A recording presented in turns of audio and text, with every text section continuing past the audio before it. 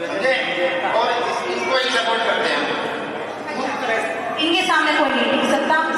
चलिए वर्षा जी जरा आप थोड़ा सा तो इनकी भतीजा किस मुद्दे को लेकर के आप अपनी बुआ को वोट दो?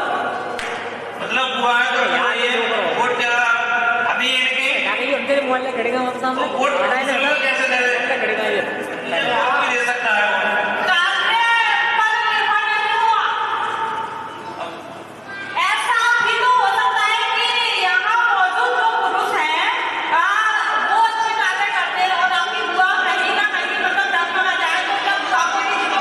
हम इनमें देख के बुआ करिए हिम्मत होगे तो हिम्मत लेकर अपनी बुआ से क्या रखा? हाथ से हाथ मिला के चलेंगे सर से सर मिला के चलेंगे कैसे काल भी करके बड़े काल होती है ना बोले कल भी हाजिर होती है मेरे पास हाजिर रहती है ना ना कोई पापा तैयार है। ऐसा कोई एक कारण बता सकते हो कि सरकार के अंदर पिताजी क्या हो? ऐसा बोले एंडो इन मुद्दों पर आप पिताजी को सुन लो। बढ़िया काम करती है।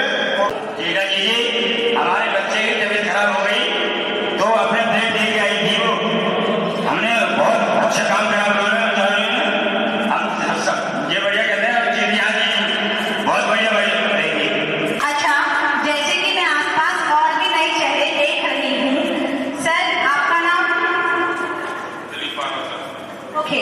दावेदार बहुत सारे हैं, पार्टी भी बहुत सारी है, पर आप किसके समर्थन में?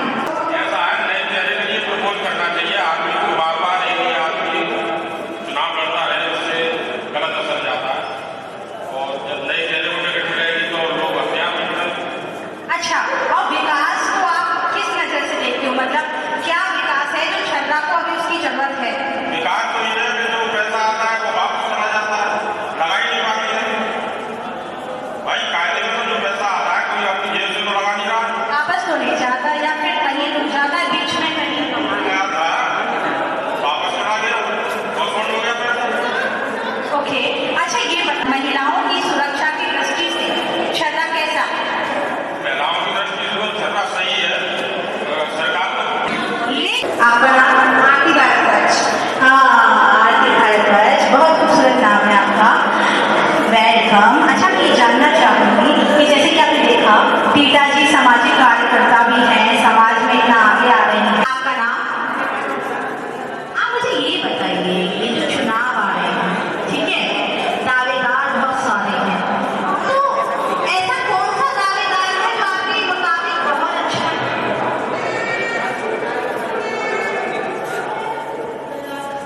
ऐसा कोई तो होगा। चलो कोई नहीं।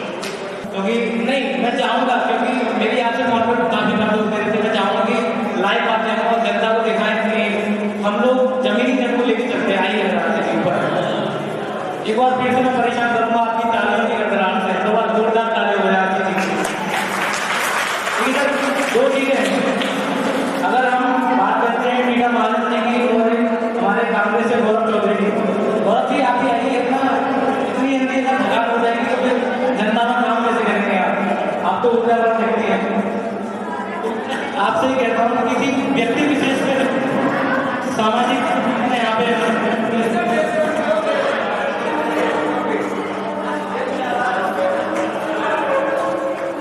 मेरा पहला सवाल आपसे है कि काफी प्रत्याशी यहाँ पे नहीं है क्योंकि हो सकता है कि वो कार्य में डूबी हो व्यस्तता है। मैं थोड़ा सा चाहूँगा क्योंकि हम लोग भी भूल जाते हैं, आपने थोड़ा सामने बनाया है ना, तो मैं चाहूँगा कि आगे जो तुम्हारा चाहूँगा कि पिताजी यहाँ पे है और जितने भी कार्यक्रम नहीं आ पाए उनके बारे में आपकी क्या राय है? सर्वप्रथम तो मैं सब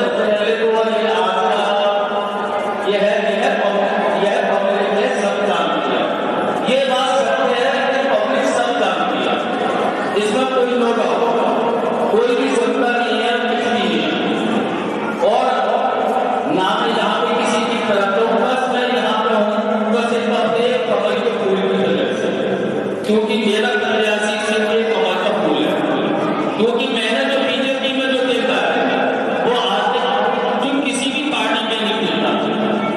लॉकडाउन से लेके या 307 को 70 से लेके या नोटबंदी से लेके किसी भी जो डिसीजन को भारतीय जनता पार्टी ने जो लिया है उसके पीछे बहुत बड़ी उसकी एक कामयाबी गई है और एक उसकी खूबी गई है।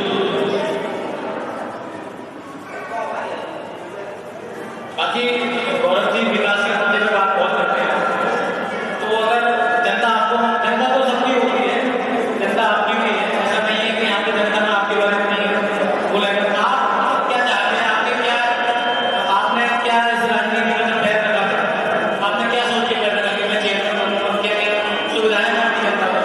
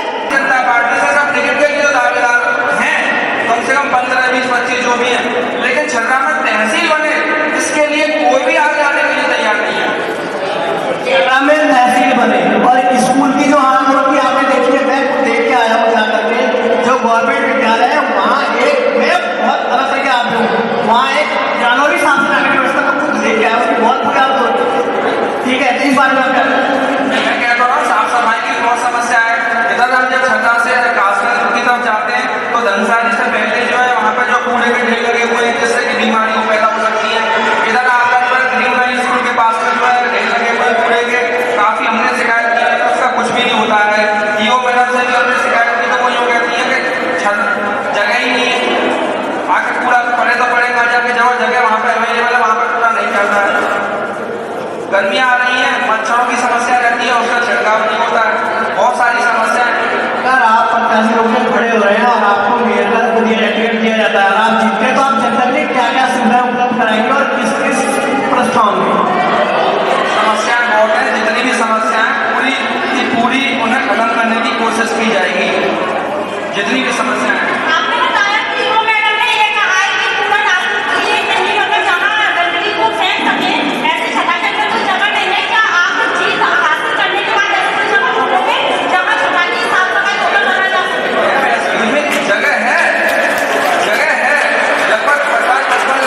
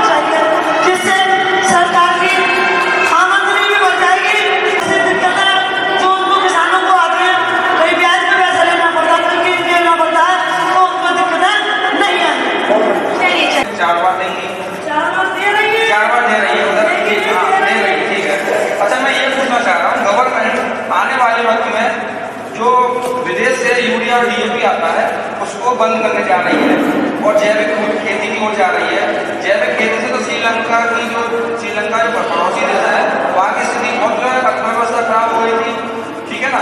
इधर जो पोटास की कीमत एक बैग की लगभग जो है 2,000 रुपये है। तो इस बारे में आप क्या कहना चाहेंगे? किसान अगर जो खेती नहीं कर पाएगा, उसको सुविधाएं नहीं मिल पाएंगी, तो फिर क्या होगा?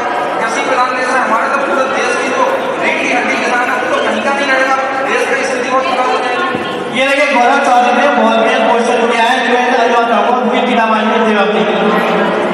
देखिए मेरे छोटे भाई ने बहुत बढ़िया सवाल पूछा है, क्योंकि डीएपी, यूरिया और पोटास हमारे जमीन को नष्ट करने का काम कर रही है।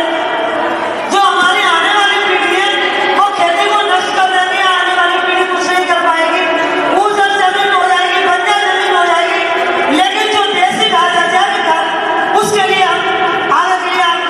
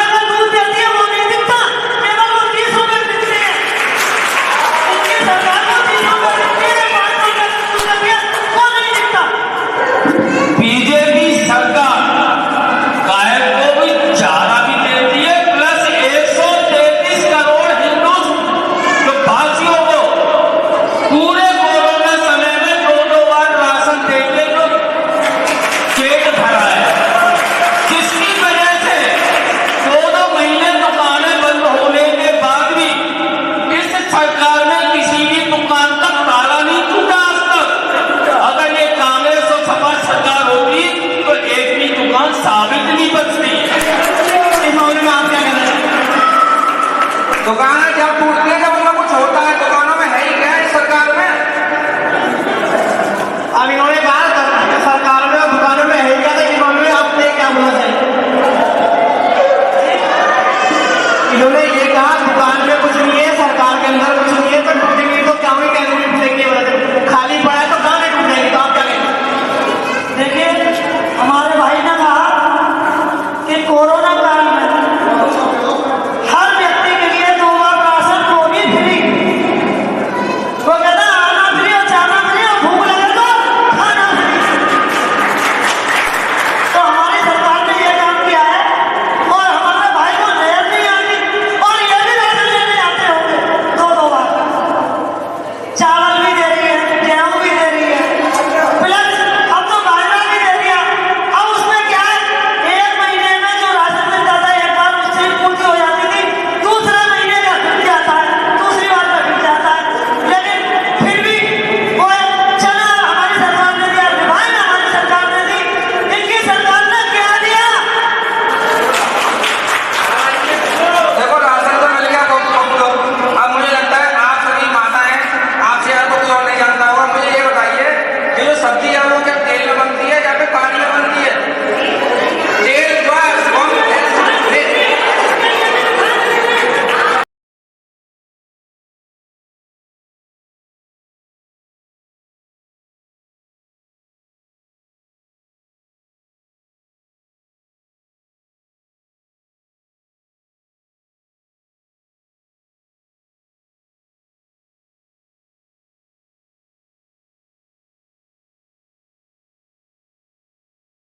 गोलमाल है, सब गोलमाल है, सब गोलमाल है, पब्लिक के बीच में गोलमाल है। अरे जो क्वेश्चन पूछा बताओ ना।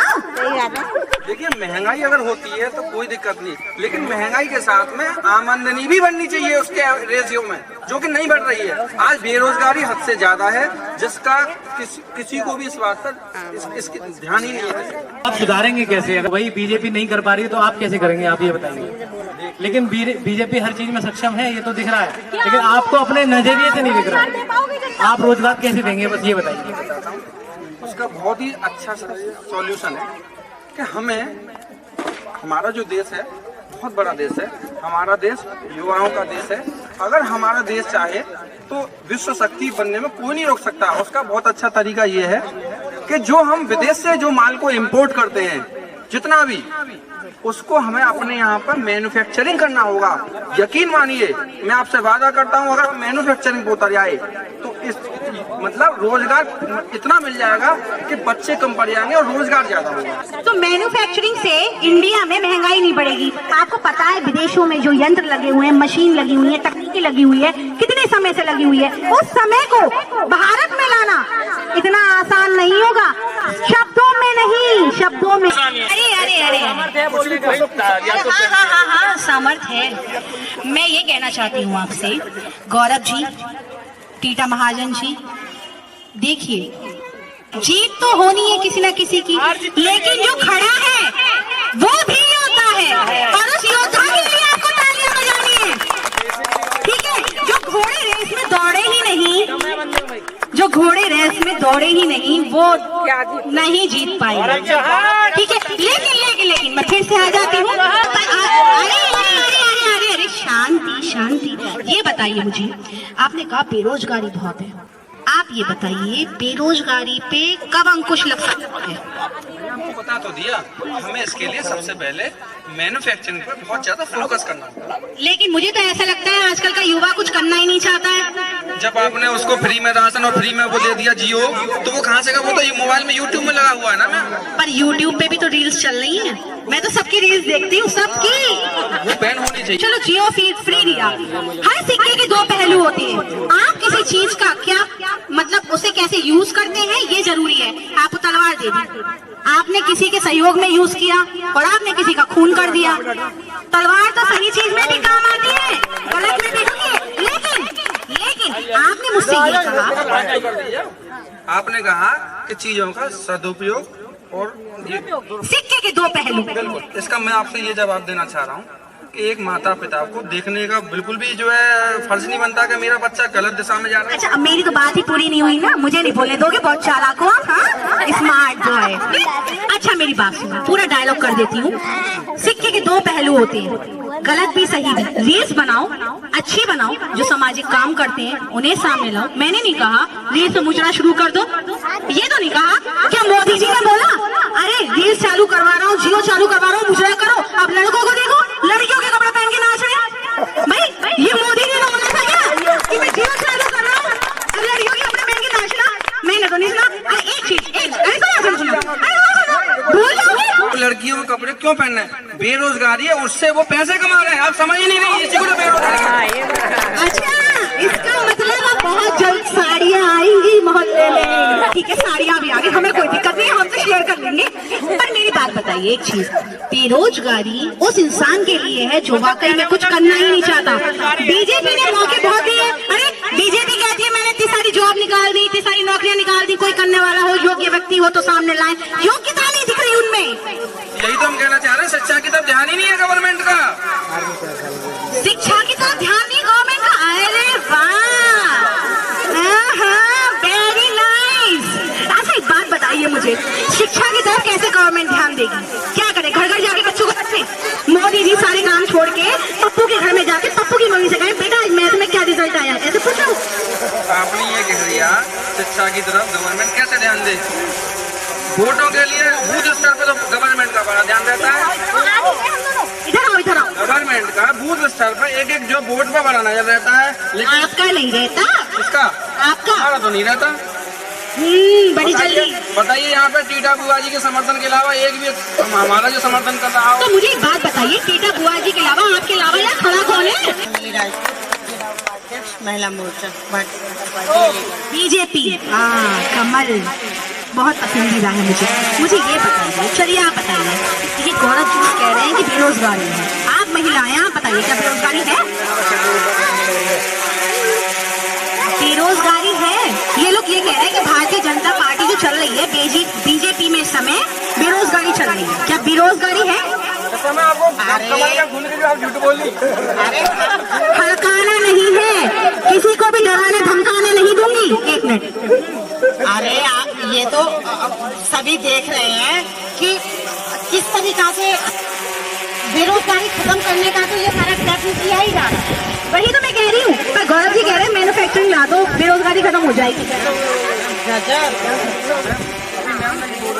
बेरोजगारी खत्म करने के लिए ही तो ये किया जा रहा है। मैं ये पूछना चाह रहा हूँ, बीजेपी की बेरोजगारी या सबकी? अरे अब मजा आने वाला है।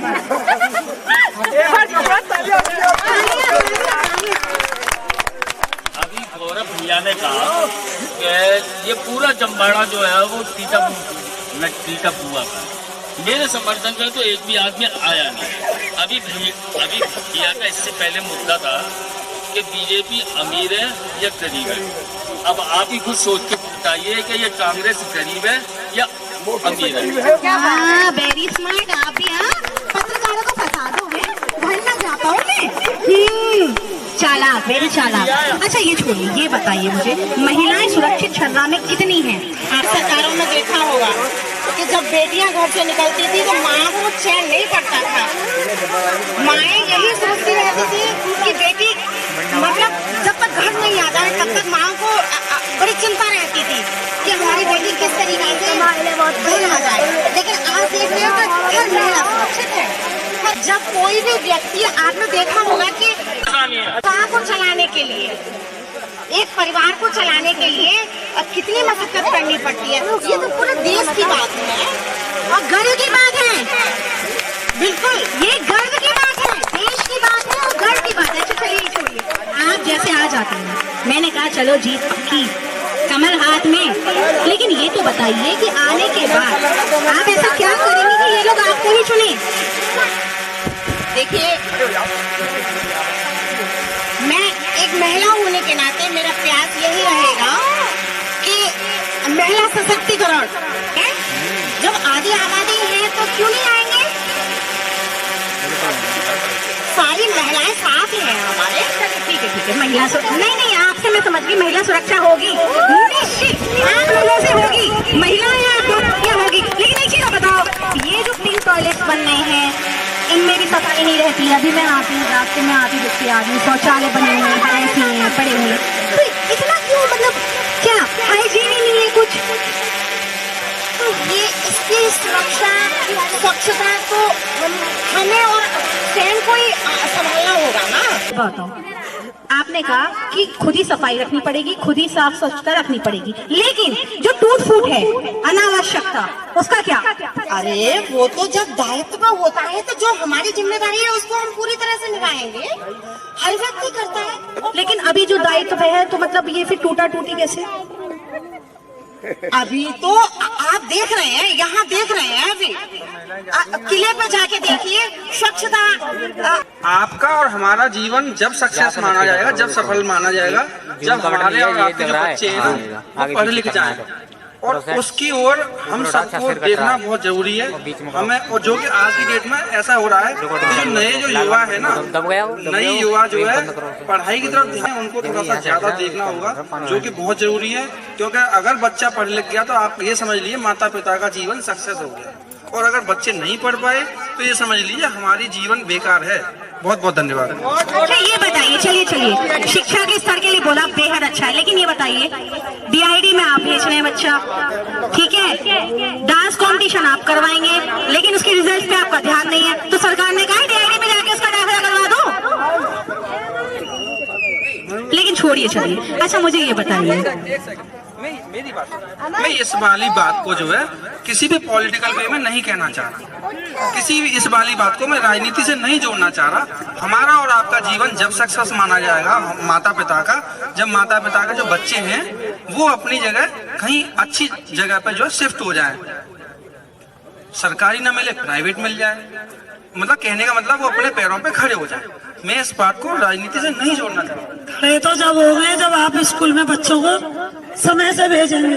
अब तुम कह रहे हो कि खड़े हो जाए, खड़े तो वो है ही, लेकिन स्कूल में भी आपका भी दायित्व तो माताओं का तो इतना योगदान रहता है कि 45, 46, 47 डिग्री गर्मी होती है, उस समय तापमान होता है, उस समय भी माताएं बच्चों के लिए सुबह ही उठ के लंच बनाती है, तैयार करती है कि कैसे भी मेरा बच्चा पढ़ जाए।